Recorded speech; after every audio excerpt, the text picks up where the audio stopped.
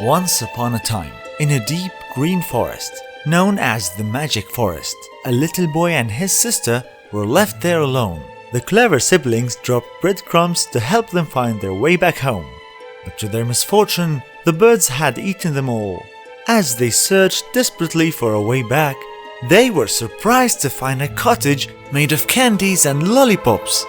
They could not resist running to this delicious house, completely oblivious to the evil witch watching them from the window. And somewhere else in the forest, a little girl in a red-hearted cape was singing and dancing happily while picking roses for her sick grandmother, following a bypassing wolf's advice, despite her mother's instructions not to talk to strangers.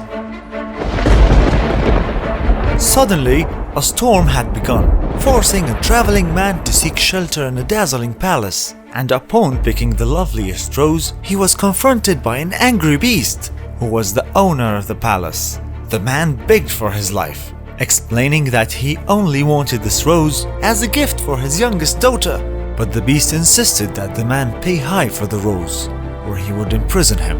When the beautiful daughter heard this, she suggested that the beast takes her instead of her father. But who would imagine that the ugly beast holds much beauty and softness inside, while a cottage of candies holds violent intentions and pretty flowers hold an evil trap? Only the enchanted mirror of the Snow Queen can tell. While the Snow Queen was roaming over the magic forest, she happily watched the distorted and ugly reflections of the woman in the cottage and of the wolf. But surprisingly, the reflection of the beast came clear and undistorted.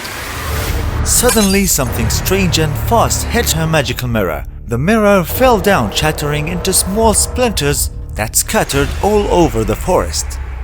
That strange little object was a small meteor coming from outer space, carrying behind the little prince who must have been feeling lonely in his tiny home planet on which he lives alone with his rose and 3 small volcanoes.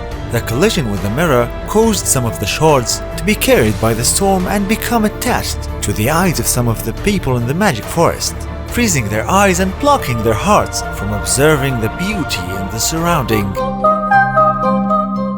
One shred must have gotten into the eye of the Queen of Hearts, that she started to hate even white roses, that she ordered her playing cards guards to paint it with a different color. Queen of Hearts was residing in another hidden part of the magic forest. That one can only be accessed through the White Rabbit Hole. When little Alice had fallen accidentally into the hole, she was transported into the magical place full of peculiar animals and magical food that makes her either shrink or become a giant. One bite of the magical mushroom made her shrink shorter and smaller, tiny to the extent that she could even find Thumbelina asleep inside her rosebud. Another bite of the other side made Alice grow taller and taller, that she would reach the gigantic beanstalk and see Jack climbing it. She observed him taking a bag of gold coins when the giant of the beanstalk fell asleep. Where would Jack hide his treasure? Surely the best place would be the secret den that Ali Baba had discovered when he stealthily saw how the 40 thieves uttering could move open this pile of rocks with one secret code: Open Sesame. But the one treasure that needs not to be hidden is the inner beauty, and that's what can get us true friends when we need help. This is why the fairy godmother helped Cinderella to get to the royal ball of the prince after her selfish stepsisters denied her from attending. Some shreds of the mirror must have gotten into their eyes.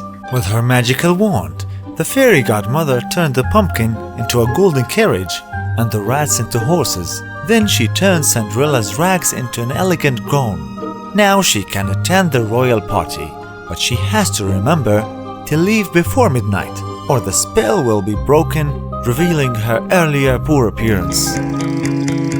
Oh dear, you shall not be too late," announced the White Rabbit. "Time for Cinderella to leave the party before the magical spell breaks. Time for Alice to escape before the Queen of Hearts sets her to trial. Time for the little prince to go back to his planet and take responsibility of his rose. Time to say Open Sesame and end this magical journey." But the good news is that the little prince can leave planet Earth with good memories of good endings.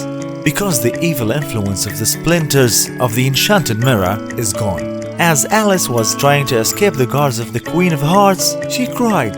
But because she was a giant now, her tears came down as a torrent and washed away all the splinters of the evil mirror from all the frozen ice. And finally, peace, love, and singing had returned to the magical forest.